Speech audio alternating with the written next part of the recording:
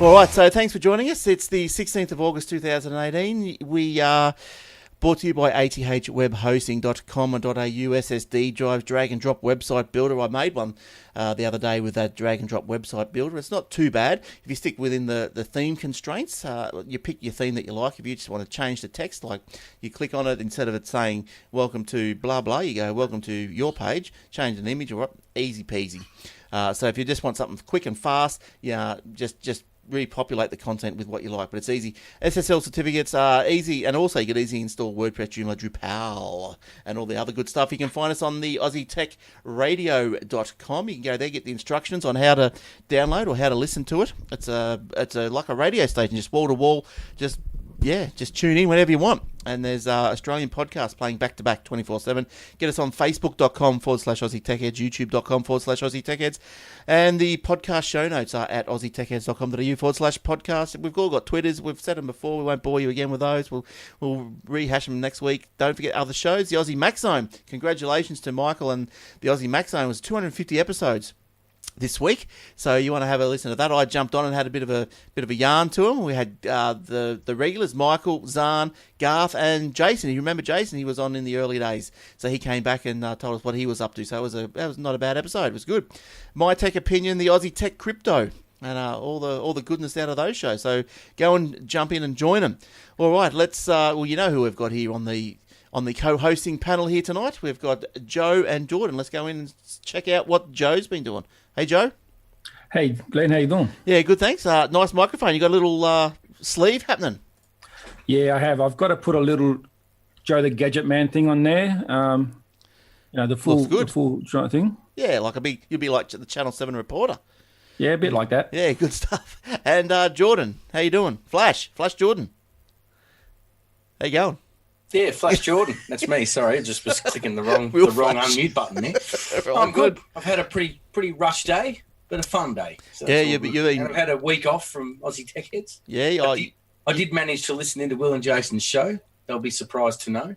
Right, and you were just telling us before you've got an item on loan looking to buy. What are you looking at?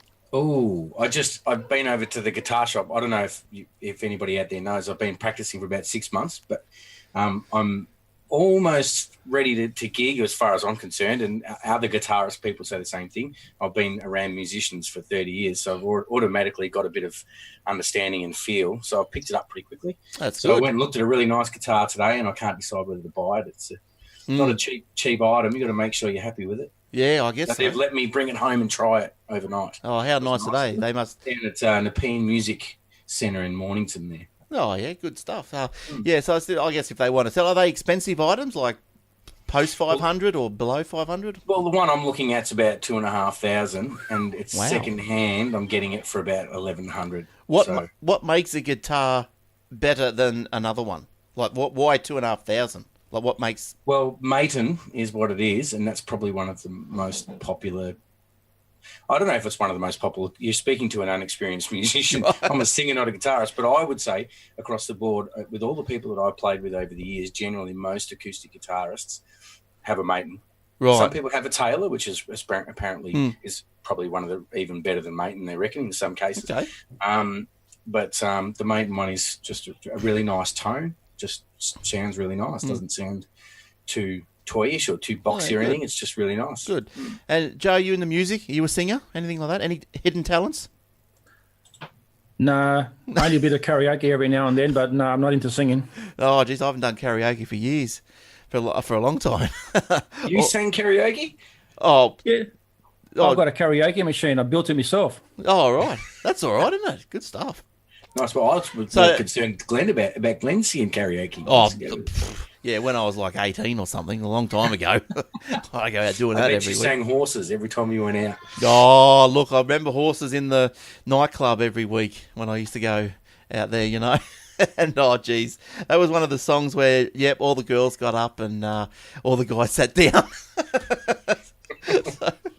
Yeah, it was a funny song, that one. That's good. Yeah. All right. Let's start off with some news of the week. Oh, look. First of all, this is one that just came just right before we started the show, and it's probably pretty important because I did it while we were waiting. Like everyone was setting up, so I went in and I set up the two-factor authentication on my Instagram because apparently there's a hack going around right now that's locking hundreds of Instagram users out of the accounts. Recovery options are being changed to .ru addresses, so you can't even recover or reset your password. So if you're on Instagram, go and have a look at that. That's an article from ZNet. I haven't got that in the show notes because it was literally just before we came on. Well, that's good advice to get the two-factor authentication. What did you use for that? Well, it was... I don't know how it works. I don't know. Is it part of Instagram, or did you use a third-party app? Or? Yeah, it's part of Instagram. I just turned it on, and it gave me a lot of backup codes, but I haven't gone any further. I'm not sure how it's going to two-factor it. I think it's going to send you a text, and you put the code in, I think. But well, I know with Facebook, you just get a text, or you can have a text, or you can just have a notification pop up that just comes up at the top. Oh, right. So maybe it's a similar kind of thing, maybe with Instagram. I have to have a look at it. But I noticed when I was doing the two-factor that because I set up like my personal account, and then I did an Aussie Tech Heads account, and then I had to turn the two-factor on for both. So don't just think if you've got two accounts or more, don't think you just got to do it once. You got to do it for every account by the look of it. But anyway, that's a little tip. Look. Well, I guess while we're on that, this is probably a little bit out of order, but I have got another one along that same line. The ACMA warns of fake Optus emails. And I have got a few of these, and they do look pretty ridgy-dig. I think I've got a picture here of one of them. If anyone's on the YouTube, you can have a look at that one. So the email is disguised as an unpaid bill asking for credit card information with the subject line, "We are unable to process your last payment."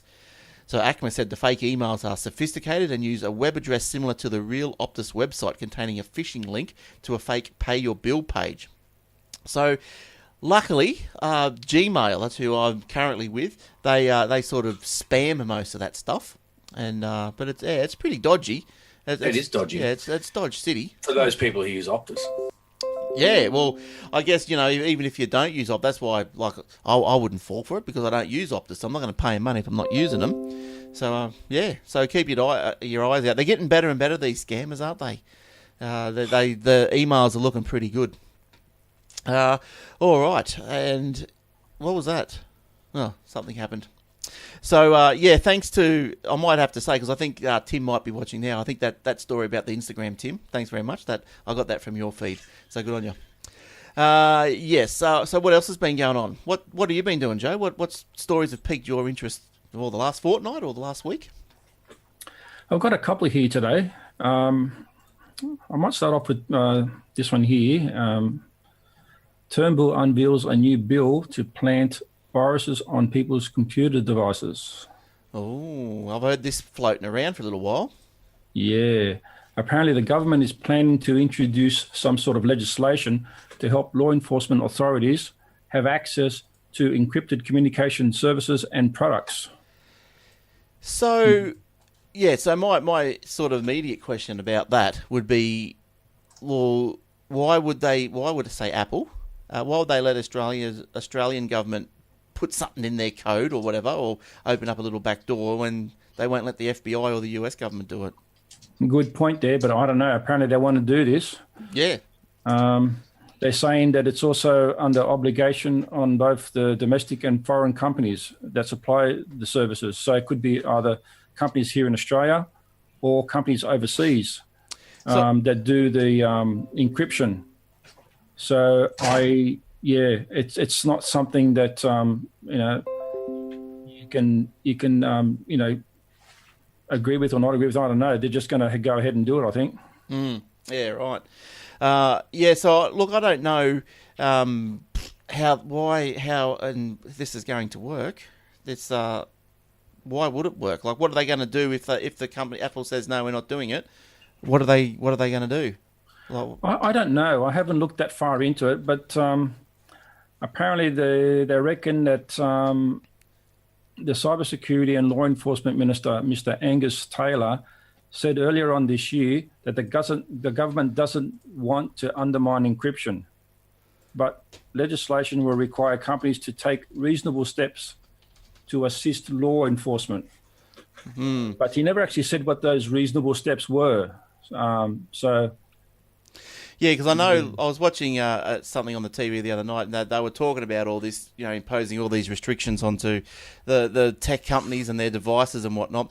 And then it turned out that all the MPs, they all walk around using the WhatsApp because they don't want to be tracked. They don't want to know what they're saying and all this sort of stuff. So, that obviously some people want their privacy, don't they?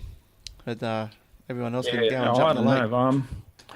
I mean, in one way, they're saying here as well that the legislation will not create backdoors.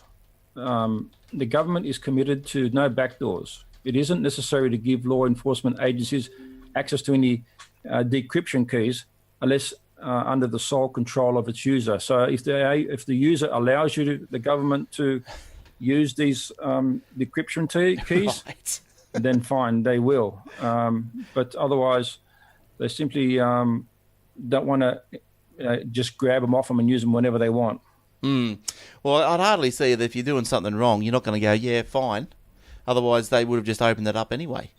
But so it's good to see that that's not going to create any back doors. But I don't know, that's going to make the devices. Look, if these devices, if they get a little opening, a little creak in the security, little entry into the phone from Australian government or whatever, well, I can't see these companies. I can't see Apple coming at this. They'll just go, nah. And what are they going to do? It won't happen. I don't think this will happen. But we'll see. What do you reckon, Jordan? Do you care? I think you'll have to leave me out of this one. I think I kind of missed the story at the start. I got the last 3/4 of it. But I didn't get No worries. Well, it was something about something encryption or something, was it? I was What they're saying there, Jordan, typing is that, typing away in the background and something else. all right. What they're saying there, Jordan, is that the government wants to introduce some sort of legislation to help law enforcement authorities access encrypted communication services and products. Oh no, won't happen. Can't do it. No, I don't reckon it'll happen. Everybody's too temperamental about it. Even the public are temperamental about it. In fact, I've got an article I'm going to read about it in the show tonight a little bit. Not about that in particular, but just about encryption and messaging and stuff like that. I think people need to understand it more. There's a lot of people out there that don't. Yeah. So. Well, you can do that one now if you like, while we're talking on the same thing. Have you finished with that one, Joe? Yeah, that one there's for you. Yeah. All right. Look, what we could do just while Jordan's looking for that, Joe, could you just turn your mic down a smidgen, please, if you can? A smidgen. Okay. That's less than a B's. A little bit less than the B's. It's not a big story, the one I've got here. It's just that I just opened the wrong one, so it's not a very big story. Where is it? Look, I've been trying to use Edge. I tried to use Edge through the week. And admittedly, I did try something stupid.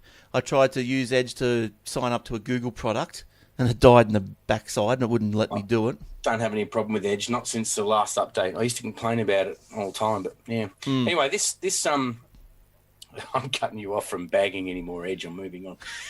That won't you might stop not me. really understand how encrypted messaging apps work. That's the title.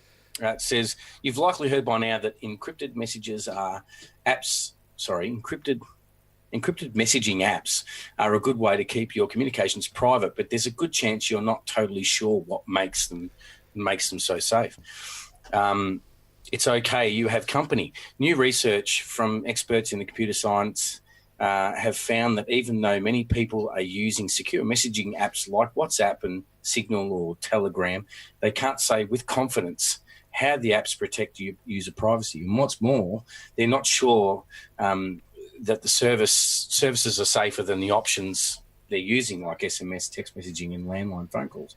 Overall, our results suggest that end-to-end encryption tools are widely used but not accurately understood, wrote the report's authors, led by Dr. blah, blah, blah. We don't even need that. That's a problem that researchers say because people might not choose encrypted messaging to send their most sensitive information if they think their messages are likely to be encrypted. and read on and rely on those services. Does that make sense? Yeah, well, I think blah blah blah blah blah. Yeah, but I think it just kind of says that people don't understand it enough. You know. Look, I think you got to try and do as much as you can, like for your security. But yeah, like how important you got to also go. Well, how important is your information? Why do people want it? Well, who cares if they get your shopping list or whatever? But then you got to just push it out more towards like I've had a couple of clients that have been hacked or spammed or whatever. They thought they were hacked, and their account was just sending spam out. By the hundreds and hundreds and hundreds. Every hour. But what had happened is they actually weren't hacked. They've signed up to something else, like another third party thing. Say they've signed into Sony, for example, because that got hacked a little while ago. So they've signed into Sony, email address, and the same password they've used for their email when they log into Gmail. So now, when Sony got hacked, this hacker's got all these people's emails and now email passwords as well if you've used the same one. And so he just runs it through his little machine and goes, all right, Gmail address, let's try that password because it's more than likely going to work. And it did. And so this bloke got in and just did all this. But these hackers, they get in because they make the money by amassing all these email addresses and then selling them to the spammers, and the spammers or the phishers or whatever, they'll make their money by whatever they want to do, spam, fish, whatever, and it's all just going through other people's emails. And yeah, it's crazy because you can get banned, blacklisted, and then you're in all sorts of trouble. Sometimes you can't come back from it. So the most important point I made to these guys through the week was email address has to have a unique password, not used anywhere else. Or use LastPass or something you can have different on everything. Yeah. Well, you could do that. Yeah. Yeah, that's the best way. But look, what makes me curious is apps like WhatsApp and all those messaging encryption apps. I mean, do you really believe that you're safe using WhatsApp anyway? Like if you wanted to talk privately and hope it's encrypted, do you really believe that someone doesn't have access to those messages? But talk privately as in what, if you're part of the Secret Service or like privately as in you're having an affair? Private? Well, whatever that may be, if you're having an affair. But if they say WhatsApp, for example, has end-to-end encryption if you choose to turn it on or off, or however it works, I don't use WhatsApp. But as an example, can you really say that whoever owns WhatsApp doesn't really have access and they're just, where's the proof? Yeah, well, this is right. And this is a question I've asked myself, like when I moved from the iPhone to the Android platform, is that like with the iPhone you had the Find My Friends app, made by Apple, you trust them, So Find My Friends, Find My Phone, yeah, cool. Then you come across to Android, there's not really an app for that Android or Google has made, well, not that I'm aware of anyway. And so you start looking at the third-party apps and you think, well, now, if I sign up to this so I can trace where, say, my kids are, then who are these third-party app people? Who are they? So obviously they could probably jump in their end if they wanted to and find out where we all are. You know what I mean? So I think you just got... Jordan, I was under the impression that this encryption that WhatsApp had and all that mostly had to do with encrypting between you and one other person, so that that particular communication couldn't be broken into, like a VPN sort of thing. That's the way I think most people would understand it to be. But my point is how much of that do you really believe is not accessible by a third person? Oh, look, I think once a company or an app gets to the size of this, like WhatsApp, you've got a lot of people, well, as I just said before, you've got politicians using it, you've got a lot of people using it, relying on the security levels of it. I think, look, have a lot of attention put onto it, so there'd be a lot of people trying to hack into it, and as soon as someone hacked into it, I reckon they'd be jumping up and down, waving flowers around everywhere, going, yeah, I've just cracked WhatsApp, and then they either fix it, or then their reputation is just going to go to the toilet, and then no one would use it. I think you'd know about it. I don't necessarily mean the hackers. I mean the people that own it. Like, look at Facebook, for example. Where it's such a problem with, because they were seeing our data when they told us they weren't. What's to say they're not? Well, obviously they'd have to have some sort of encryption keys for every particular one, you'd think. Well, it could be a random key generated at the time of the start. I don't know how it works. Yeah, I don't use WhatsApp. But Nick on here on Facebook is saying that Signal. I haven't used that one either. Is open source, isn't it? So yeah. So many people have looked at that code and can clearly see it's secure. So maybe that's a good option if you want to do some secure messaging. Well, then again, that might be another benefit because it is open source. Like WhatsApp is obviously probably not open source, so you don't know what's going on, behind the code. But with Signal, if it is open source, well, those are technically minded. You can get in and have a look, and if you can make your own mind up, then can't you? So, yeah, fast, simple, secure. What about blockchain? I reckon blockchain might be a secure way of doing things as well. Yeah, I've heard about that as well. Yeah, I think, I think depends what you're trying to say hide, isn't it? But WhatsApp's got a good reputation. I think the Signal's got a good reputation. Actually, I forgot about Signal. I might have to look at that because I'm looking for a program or an app that'll just do cross-platform SMSs and messages, really. But I did install WhatsApp and I installed it on my computer and everything. I thought, this is Facebook good. Messenger. Yeah, that's right. But not everyone has got the Facebook or Instagram, and not everyone's got WhatsApp. Yeah, that's Snapchat. Right. Yeah, well, Snapchat's the way to go for kids, isn't it? Is that what they're into? I think so. I finally gave in. Yeah. Did you get an account? No, I gave in and let my daughter have it. Oh, right. I don't think it's too bad. I think you sort of gauge whether or not that she's, if she's responsible enough, I think you can sort of make a decision. But, she's got to learn, Yeah.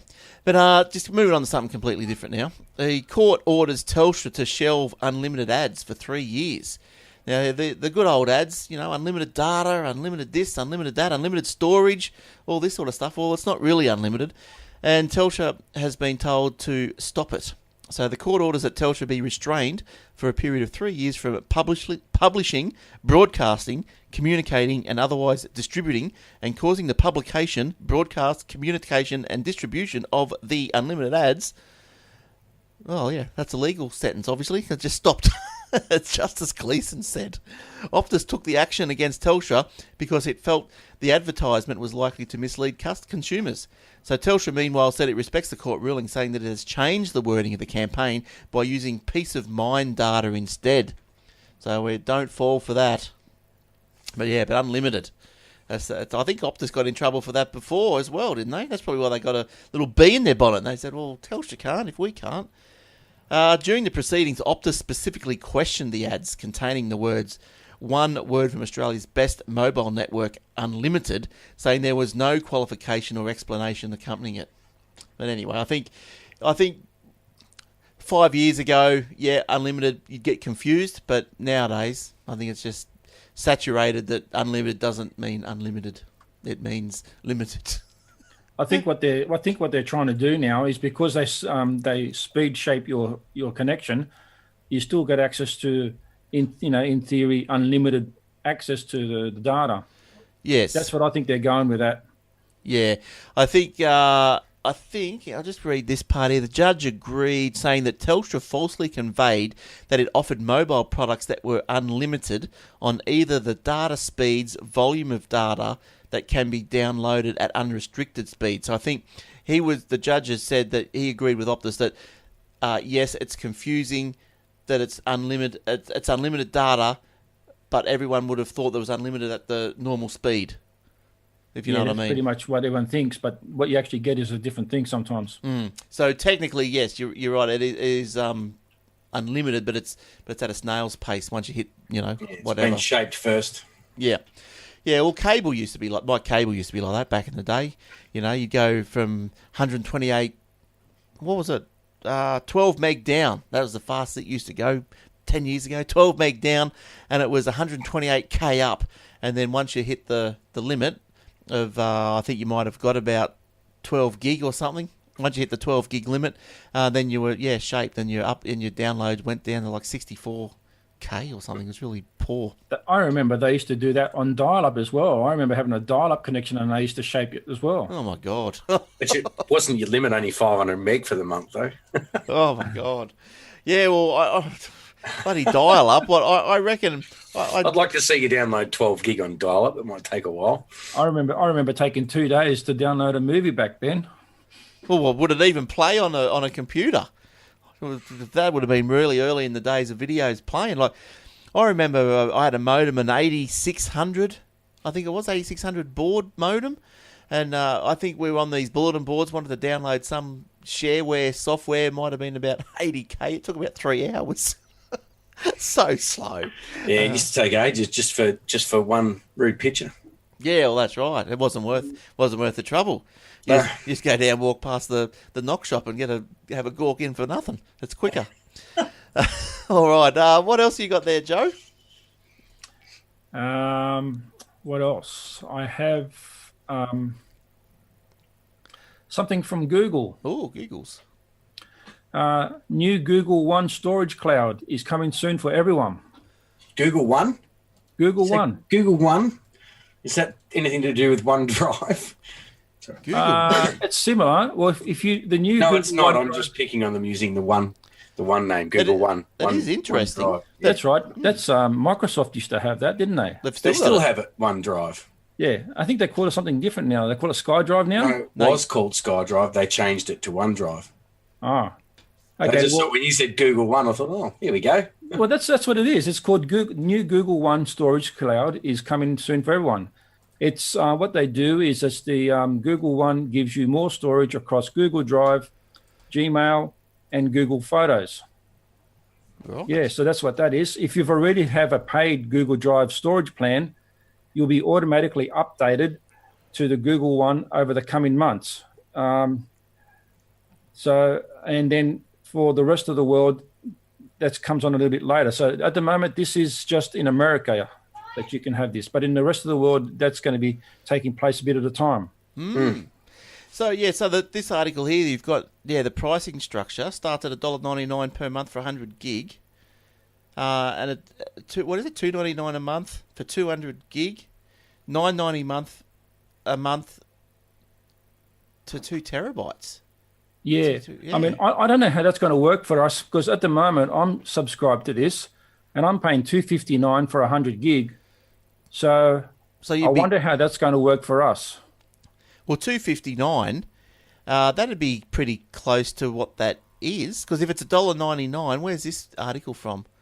US.com. So The Verge, so that'd be US. So it's $1.90, say it's $2 US, so that'd be about $2.60. So that might be about right, Joe. Okay, well, they might upgrade me to the 200 gig plan. I've got to be happy with that. Yeah, that's right. But look, I don't know how they getting away with Google One. How do they do that? Because like Microsoft had to change their name from SkyDrive because something totally unrelated, Sky TV or Sky News or whatever, old Rupert, he didn't like them using it, so Microsoft had to stop it. They had to change their Metro terminology because some town in Germany or something didn't like it. And now Google's come out and completely ripped them off. Microsoft's got OneDrive, and Google's coming out with Google One. How does that? I've got no idea, Glenn. I've got no idea how they get away with that. So how much in comparison is iDrive then, Glenn? Because weren't you checking out iDrive?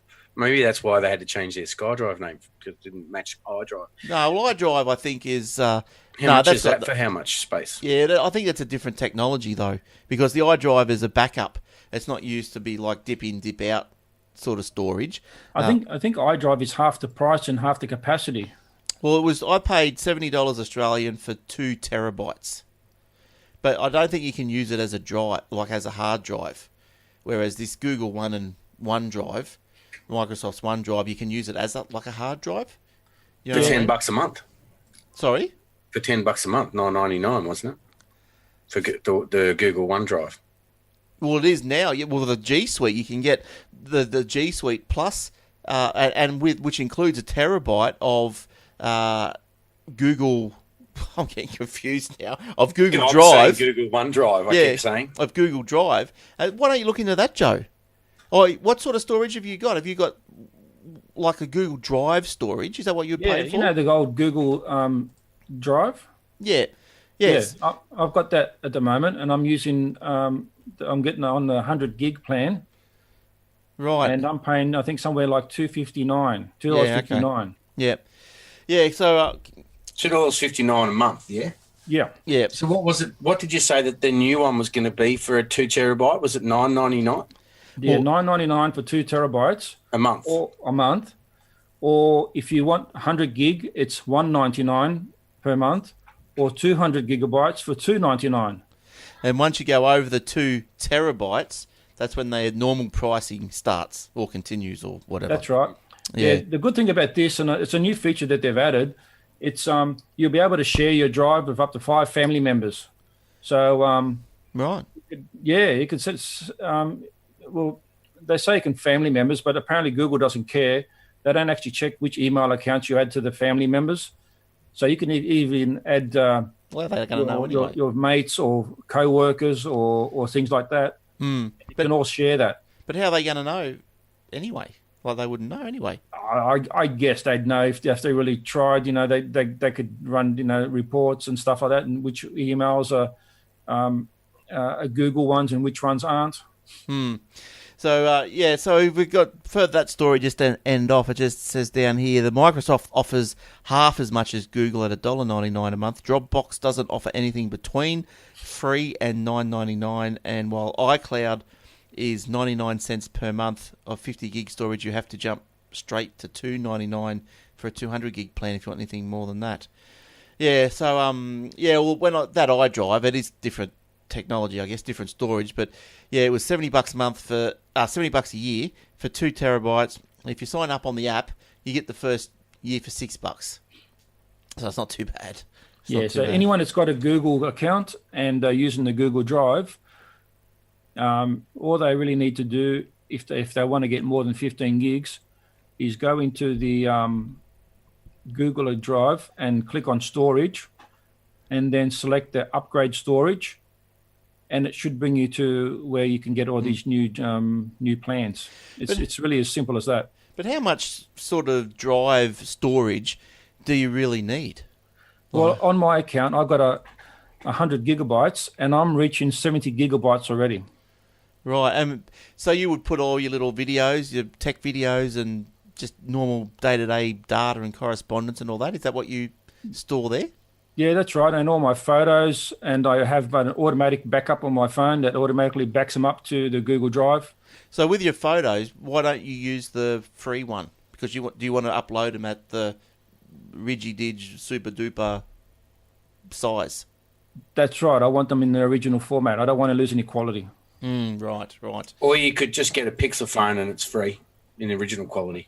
Yeah, right. That's true. Yeah, you can do that. I've got a Pixel phone. All my photos get uploaded in their original quality for free. I use the free one just as just another backup system. Yeah, and and I've gone ahead and I've taken photos for other people, and the good thing about it as well is, and I'm sure everyone knows about this, you can share all your photos while they're on the drive. So all you do is I went to like a party and I took a whole heap of photos, and rather than give me one a USB, I uploaded them all up onto my Google Drive. Right, yeah. And sent everyone the link and say, here, go and grab it, whatever photo you want. The only thing I don't like about the Google Photos is that you can share your entire existence in Google Photos only with one person.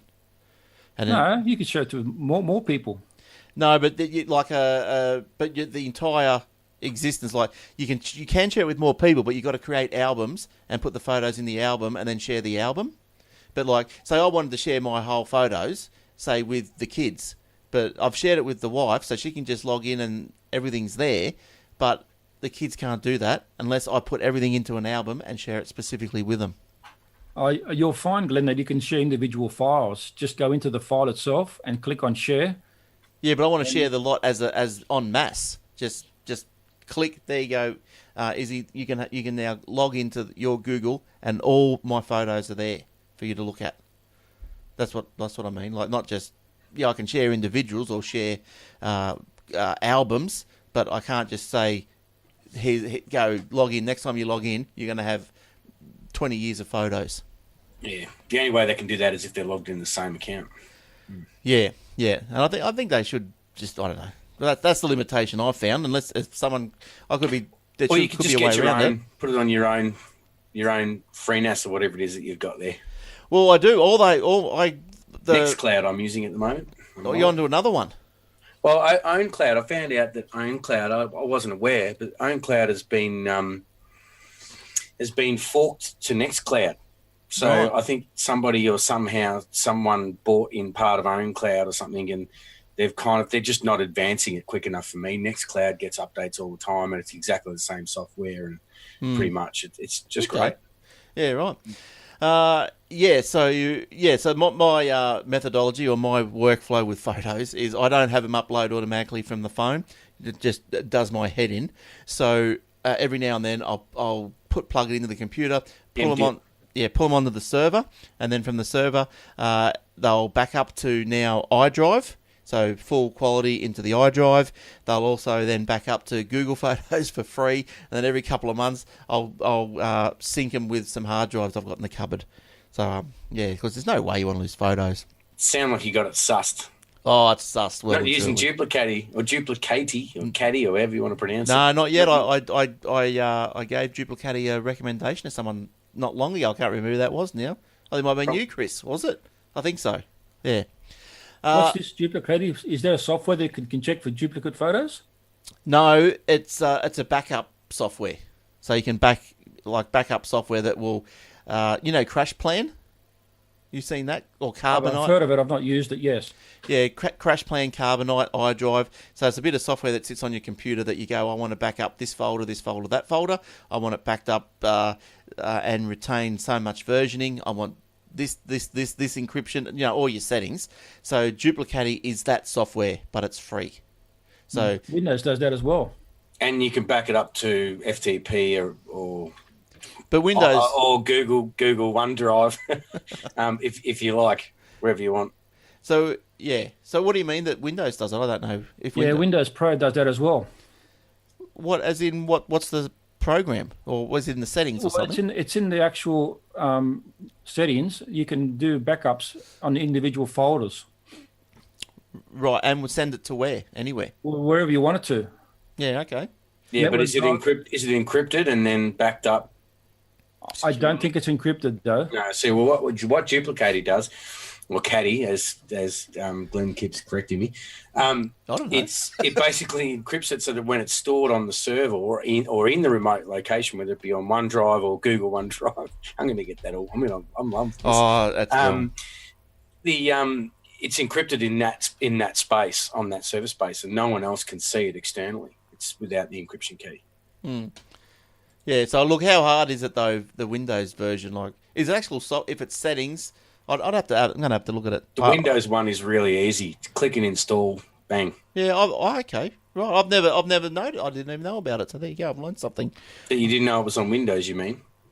The Windows one. Yeah, well, it's on Windows, Mac, Linux. It's on them all, I think. Yeah, no, not Duplicatey. The one Joe was talking, the Windows Pro backup. Oh, okay. I thought you were talking about Duplicatey. Well, I actually use my Windows 10 computer to do a full NAS backup. I use it as a NAS machine. Right. And it does, and it builds, like every time you want to add a hard drive, you can add hard drives, and it makes the one volume bigger and bigger all the time. Yeah. And what about how easy is it to replace a faulty hard drive? Again, it depends on how you got it set up. If you've got it set up in some sort of an array system, you just take the hard drive out and it'll eventually rebuild itself. Because the issue I used to have, I did that with a server. I built a Windows 8 server thing. I had a server running, utilizing Windows 8 to run the server. And I had that dynamic drive system going. But, I think I had a drive failure. And I thought, this is too hard to figure out which one's failed. And so I thought, that's the last time I'm doing that. So I've got something easy. Well, easier, hopefully. But look, good news for Android people who love Fortnite. It's been released on Android. So, yay. I heard all about that this week. Oh, and me too. Oh, but it's not on all Android. It's only on Samsung first. Yeah, you can get it from the Android store, not from the Android Play Store. You can get it from their website, I think, can't you still? I don't know. Well, this article here is just going on about the Epic Games chief executive Tim Sweeney made the announcement at the Samsung Unpacked event at the Barclays Center in Brooklyn this week that Samsung Galaxy users would be the first to try it out. Every gamer wants to know the same thing. When is Fortnite coming to Android? Samsung Galaxy devices are the first to be invited starting right now. So, Fortnite Beta is available on Samsung Galaxy S7, S7 Edge, S8, S8 Plus, S9, S9 Plus, Note 8, Tab S3. God, there's heaps of them. As well as the Note 9 and Tab S4. Why is there so many? So I heard that it was on the Samsung store. Right. That's why it's available on their on the Samsung devices. But I also heard, and I don't know if it's true, that it's on their actual website. Yeah. On the Fortnite website. Well, it says the game is bypassing the Google Play Store, with players only able to download it through the Epic's new installer available through the Fortnite website. So there you go. So they're trying to get the save costs. Yeah, well, if Android allows it, why wouldn't you? I mean, every time they sell it on the Play Store, they've got to get Google's got to get their commission. Well, I can't see them getting on the iOS anytime soon if that's their way they want to do things. Because Apple, it's on iOS, isn't it? Oh, is it? Yeah, yes, but it's. I think you might be right. I think you are. It is on iOS, and it's just not on Android yet. It's on Windows, it's on iOS, it's just not on Android. But now they've finally released it, and you can get it from their website for Android. But with say my point though with the iOS thing was that it's still utilizing the App Store, so it must have the in-app purchases rather than you probably can't go to the Fortnite store and buy whatever the Fortnite dollars. You'd have to go through the Play Store to do it. I'm not sure. I don't know. I don't think Apple allows any wiggle room around collecting their 30 cents on the dollar. All right. Did you have any more stories, Jordan? I've got a couple. I'm getting there. All right. Where are we? You know how I am about Kids Messenger? Yeah. Facebook Messenger. Yeah. Well, Kids Facebook Messenger rolls out passphrases so kids can invite friends, initiate friend requests themselves. This is only obviously in the US. I don't think it's in Australia yet. I'm hoping it's coming soon. But I think Snapchat's going to rule the market for a bit longer. Why is that so popular? Facebook is making it easier for kids to add their friends on its under 13 chat app, Messenger Kids. Starting today, the company is rolling out a new feature that will allow kids to request parents' approval for new contacts. The use of the feature, parents will turn on a setting that creates a 4-word passphrase that's used to generate these contact requests, the company says. Parents can opt to use the feature, which is not on by default. Once enabled, Facebook will randomly generate a 4-word passphrase that's uniquely assigned to each child. When the child wants to add a friend to their app's contact list in the future, they will show the passphrase to a friend and enter it in their own app. Both parents will then receive a contact request from their child, and both have to approve the request before the kids can start chatting. In other words, this doesn't represent a loosening of the rules around parental approvals. All contact requests still require parents' explicit attention and confirmation before they can use it. Yeah, well, however, it does make it easier for kids to friend one another with their parents when their parents aren't Facebook friends. Yeah, well, that's going to work until the kid realises that, hey, if mum and dad knows who I'm connecting to through this, well, I'll just download Snapchat. And then, pretty much. Yeah. But I've been hanging out for Messenger because here you are. You were saying earlier that you're just looking for a cross-platform app that works on all platforms. And my kids have all grown up with iPods and had iMessage going for years, and then they'll sort of slowly ventured over to Samsung or Android, and then they kind of lost their communication between their friends at school, and now they're kind of sitting in the lounge room with 2 devices going, how can I talk to my friends? Some of them are on iMessage and some of them aren't, and so cross-platform, and I've just been hanging out for Messenger to Facebook Messenger to kind of allow that to happen for kids. Have you use your Messenger as the SMS app? No, I've never done it. Don't know. I think, wasn't there a big uproar with Facebook a couple of months back where they said Facebook is watching your messages and stuff? We were just talking about this earlier. Everyone's watching. Yep. So who knows? I don't know. Because I know Paul from Entire Computer Solutions in Toowoomba.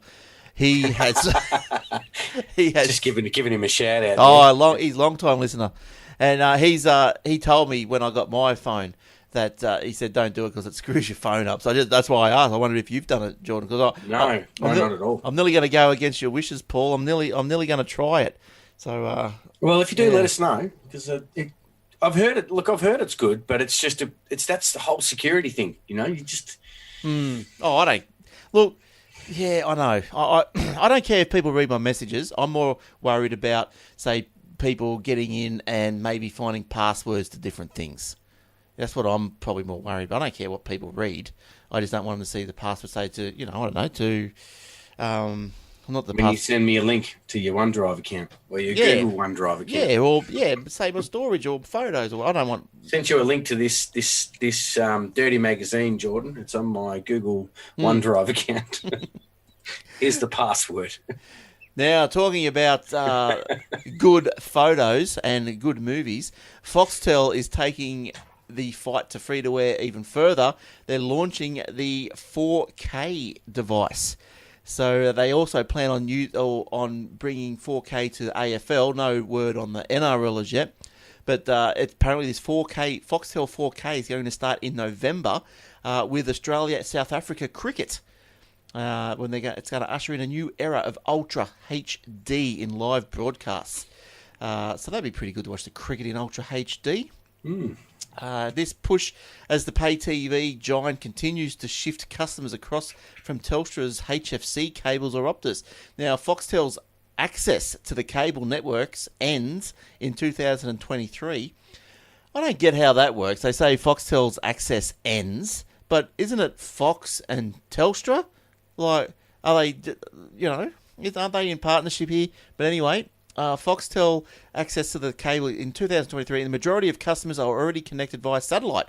But in an effort to fast-track this migration, its new Ultra HD broadcasts are only available to satellite. So there's a big push, as you would have heard probably, that Foxtel is going to be all satellite, and this is what these new HQ4 boxes are going to be. So no cable, satellite only. And here's a quote of the day from Foxtel. When I find it, here we go. If we want the ability to deliver 4K content to everybody Australia-wide and to guarantee it works all the time, then the only way to do that is with satellite. Yay! Except when the wind blows. That's a great idea. You won't have any more problems like Optus did. Yeah, but what happens when the wind blows and the rain falls? The satellite goes wonky. It goes off. That's the only downfall I see with that sort of thing. But other than that, I don't care. So this goes on and says Foxtel's move into the Ultra HD broadcasting means ABC and SBS are already trailing DVB-T2 standard, including 4K test broadcasts. I wonder where that is. Must be in a capital city somewhere. But the greater challenge for the free-to-air network is squeezing 4K channels into their already congested spectrum. The IQ4, the new box they're bringing out, can also stream Ultra HD video from the internet, but Foxtel has no plans to upgrade its current streaming services to Ultra HD. So that's the Foxtel Now and Go and stuff like that. I quite like that idea. Everything going via the satellite. Yeah, I don't mind. Apart from, I don't particularly care. Apart from as I just mentioned, the wind and the rain. But what? But don't you think that's a factor, Joe? Is that a turn off for you? If you had the choice between cable and satellite, would you still choose satellite? If that was the only option, I'd take the satellite. But cable's always better, obviously. But my dad's got Foxtel satellite, and he hasn't got a problem when it rains. He's told me that on the maybe rare occasion you might get a bit of a distortion in the picture, but it's back again. It's not like you're gone for minutes or anything like that. Oh, okay. Well, I remember when we had Austar, the old Austar. Look, maybe they had inferior quality, but it rained. That was it. Go and do something else. No, it's not like that anymore. My dad, he watches it all the time on Foxtel. And he watches all the sport and stuff, and I've never heard him complain about the picture breaking up or anything like that. Yeah, okay. Well, maybe the dishes are bigger or something, or I don't know, more reflective. It's a standard. What is it? 90 centimeter dish. What are they? Okay. Those small ones. Yeah, right. Well, because I just knew every time that with the Austar when we had the satellite, every time it rain blew a bit, then the channel maybe it wasn't tuned properly. Maybe the guys that put it up weren't qualified enough. But anyway, that's what Foxtel's up to. So that's interesting. Well, I've never ever had Foxtel in my life. So you know more than me. I'm one of those small minority that have never had Foxtel. Look, if it wasn't for the footy, I don't think many people would have Foxtel. No. I think that's what's just keeping it alive. And I don't really watch sport, so... Well, that's why you don't care about it. Yeah, the only thing I can tell the listeners is if they're thinking of disconnecting their Foxtel, don't do that, because if you do, you're not going to be able to reconnect it again on cable. They have said in the past that anyone who disconnects and anyone that reconnects new connections, most likely are going to be connected via the satellite. Yeah, okay. And then that'll probably come at a cost. You probably got to pay for the install fee or something. So, don't let it lapse. All right, where are we going to go to now? Joe, did you have any more? Oh, yeah, I've got one more. This one here is one for Apple. Apple reportedly held secret meetings with app developers to push a new subscription model for their apps. Right. Do tell. Yeah, what's that all about is Apple has quietly building one of the biggest subscription businesses in the world, something that's core to the company as the iPhone sales slow down. Yeah, this is interesting. If there's anyone ever heard of Subscription 2? No. Well, they've been working on it since 2016. Apparently, software companies know that the best way to get more money from customers is to offer them subscription services for their products rather than charging them a once-off fee. Well, now, according to a report from the Business Insider, Apple last year told app developers to focus on this software as a service model, thereby making more money for themselves and for the iPhone maker as well, which at the moment takes a cut of all the revenues. Yeah, it sure does. So I guess, well, they obviously want to cut of a subscription-based revenue model. So, well, everything's going that way now, isn't it? Everything's subscription, like just everything, which I guess you don't really mind. I suppose to a point, it makes you work out what you need and what you don't need. But like, even like say with Microsoft, you got your two options. So subscription or buy outright. Like, what would you do with Microsoft, Joe? Buy outright or subscribe? Say that again? With the Microsoft, with the Office. So you can either subscribe to it at $10 a month, or you can buy it outright for $200. You don't have that option anymore. It's all subscription services now. Oh, you can't buy it at all? Outright. Not as far as I'm aware. Not for local use. I think if you're a business or a corporation, you might be able to. Right. But even those people, the corporations, they're also moving into a subscription model as well. Yeah, like everything I do, like, it's just $13 a month here, $10 a month there, whatever. Well, I guess hosting, that's right. Because I remember years ago when I was running a business, I was using MYOB, and I went out and I paid $450 or $550 for the package. Yeah. Took it home, installed it, and I used it for a few years.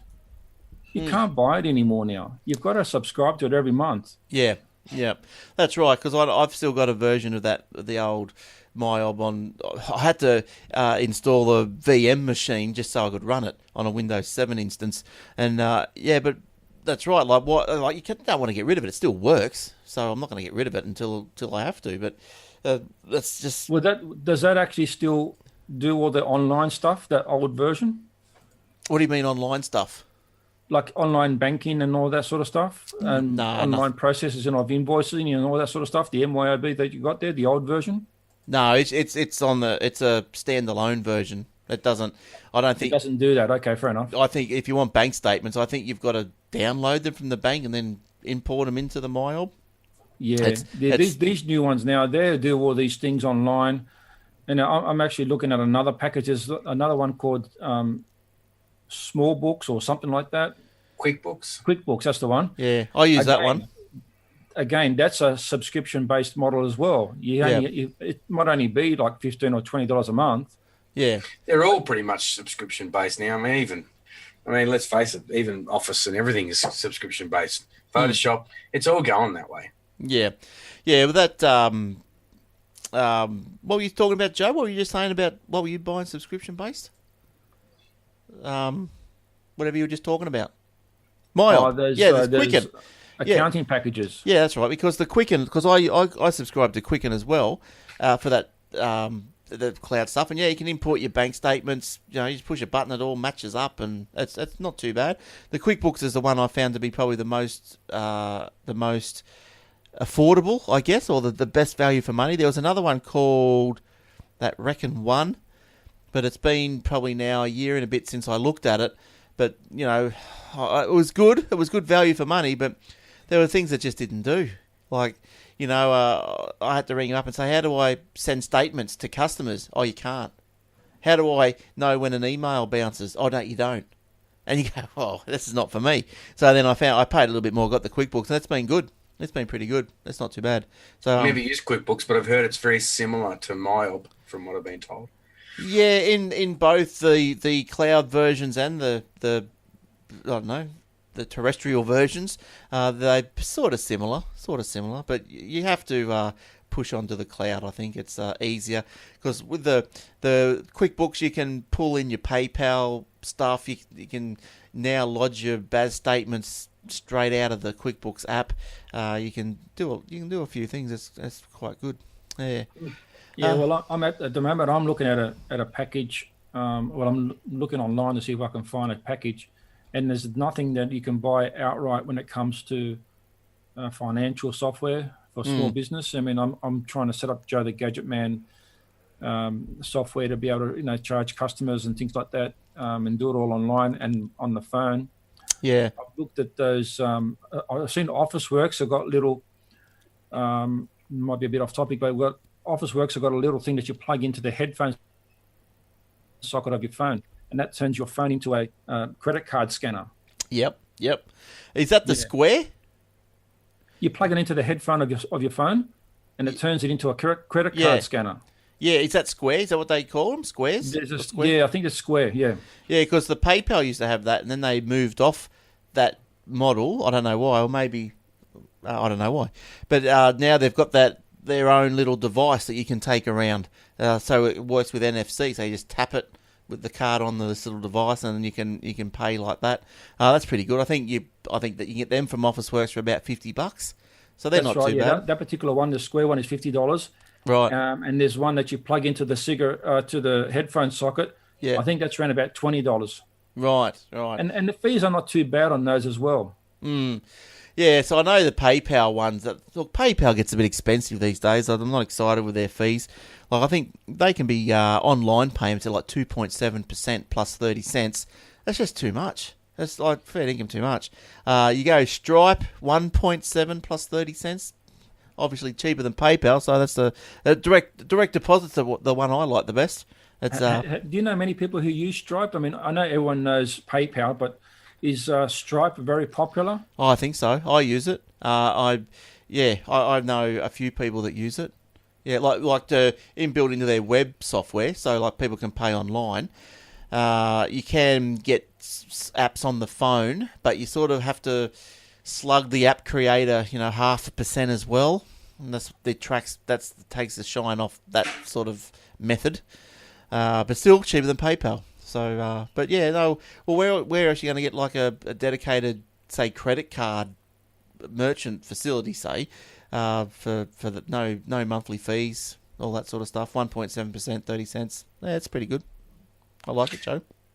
So many comments here on Facebook. It's not scrolling up for me, and I've just missed all of these comments.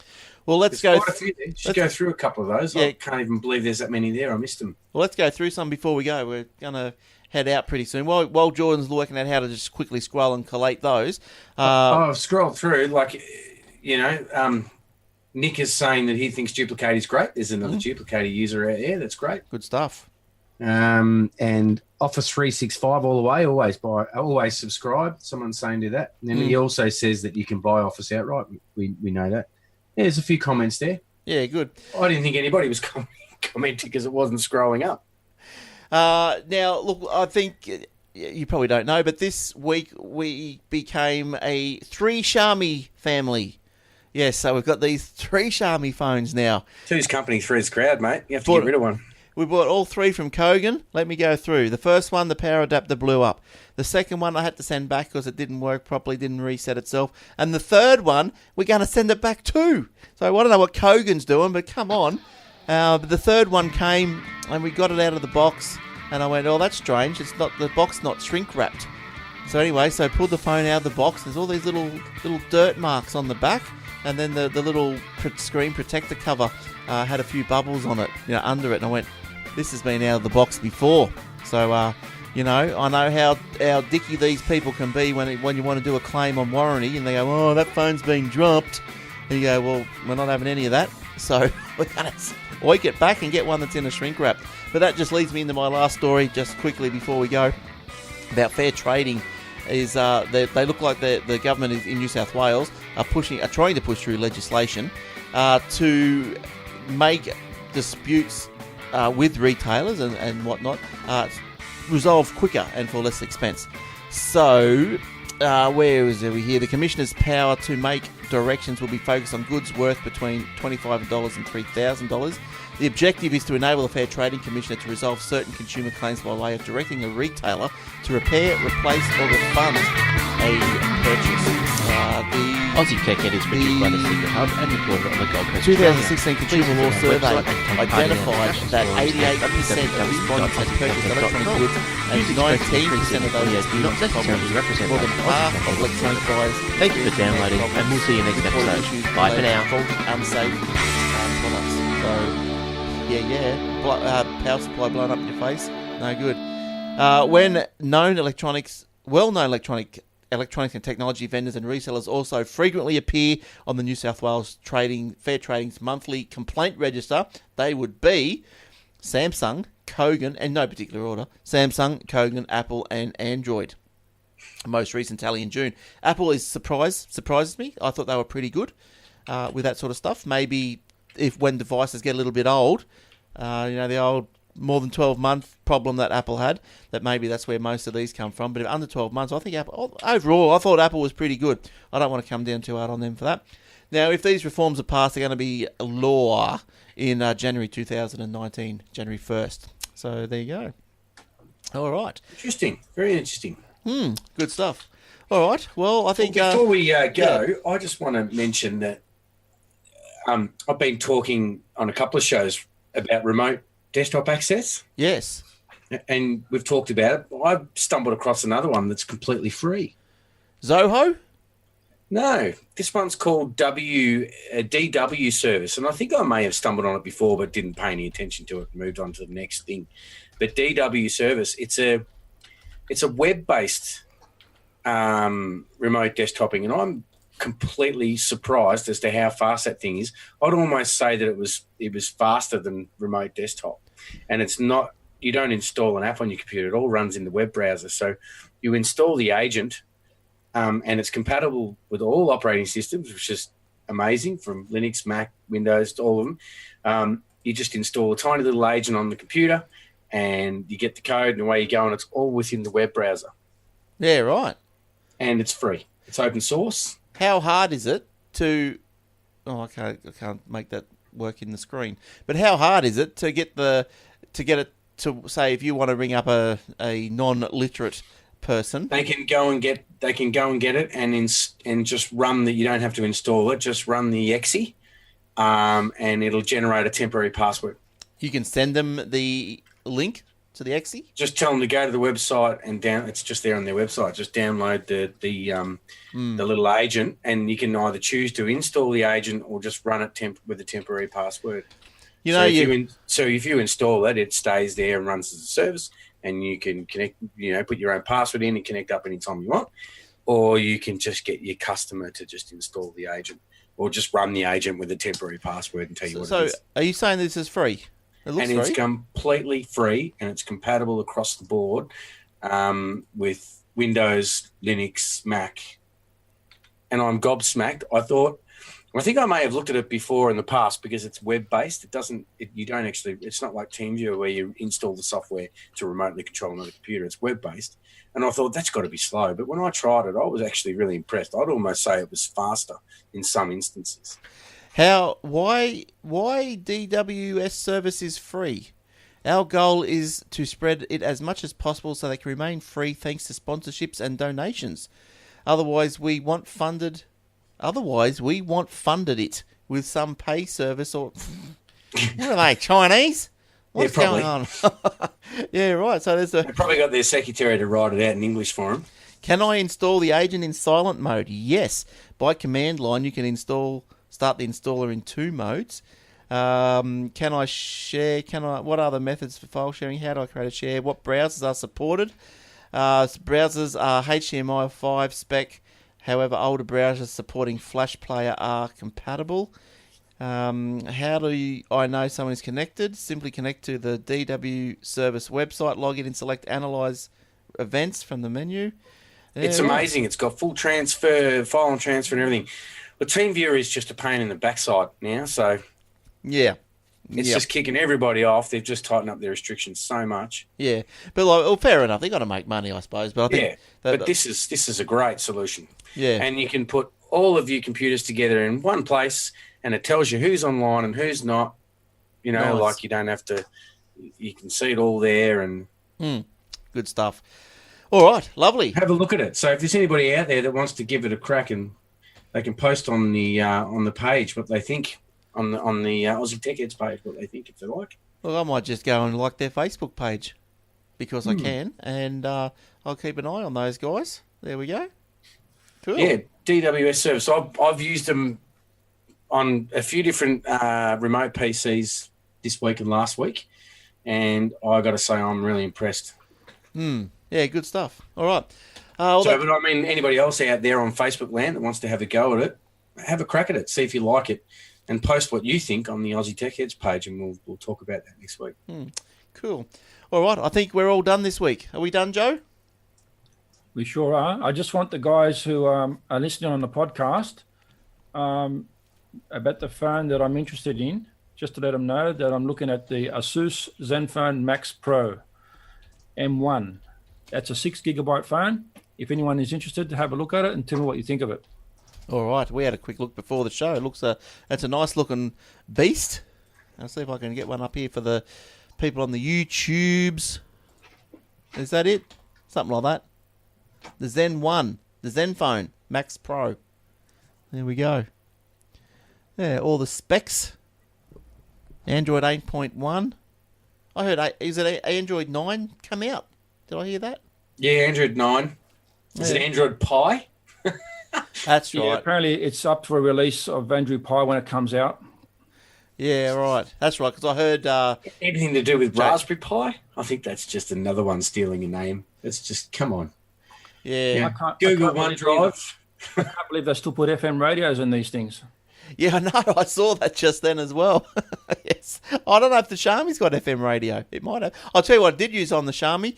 I used the infrared remote control. That's beautiful. I love it. That'd be awesome for home automation. Oh, it's great. Like, I think what I lost the controller for one of the TVs. It was an LG TV. So we got 2. So the one's in the bedroom, one's in the lounge room.